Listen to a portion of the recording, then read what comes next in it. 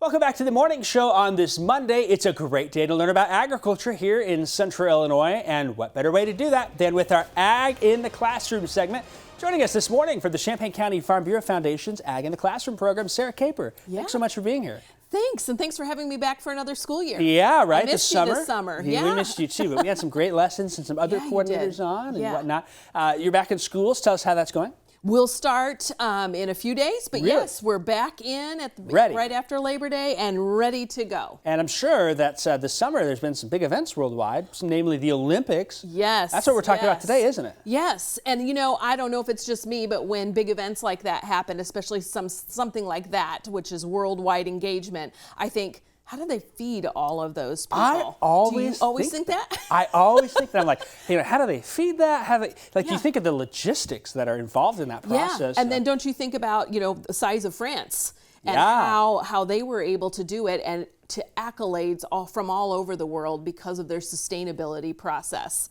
And that's what I want to talk about today. Sure. And this is something that you can have conversations with your kids about. Sustainability is a big word. We do have great resources through Illinois Ag in the Classroom, even a Sustainability Ag Mag, if you want to get started with age-appropriate language and definitions. But it starts with a map, and kids need to understand where things come from, right? Mm-hmm. Well, France made a commitment to sustainably feed 15,000 athletes from over 200 territories and countries. Wow. Now you think about all the different diets and cultural requirements for all of those different athletes. And if you think I eat a lot, I bet those athletes are just devouring. Surely, and specialty diets. Right. So then you had 13 million people in total when you talk about spectators and media and the athletes and all that entails. So France said, we're going to stay as local as we possibly can. So they did. And you'll see on the graphic that we put up here what that really meant. And what that meant was 100% of the meat, the eggs, and the dairy was sourced in France.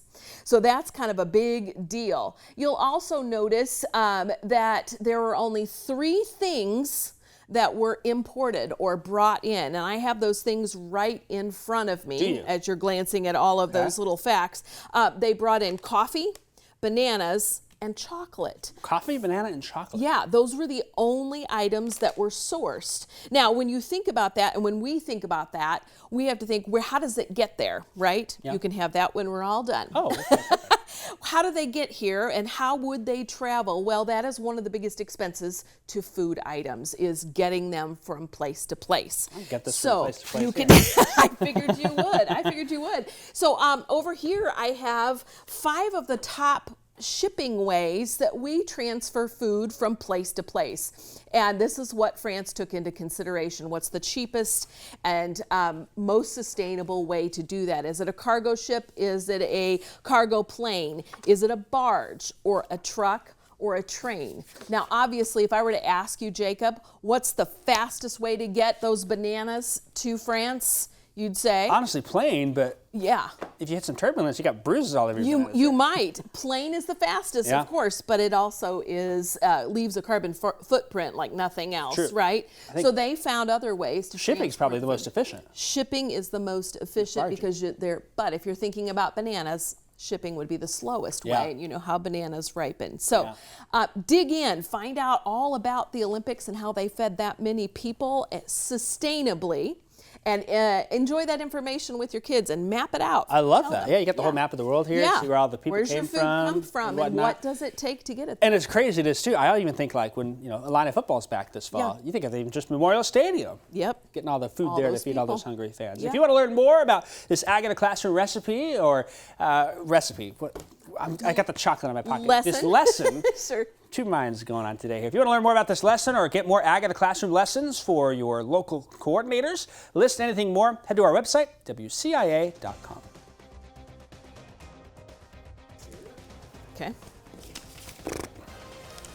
It's all right.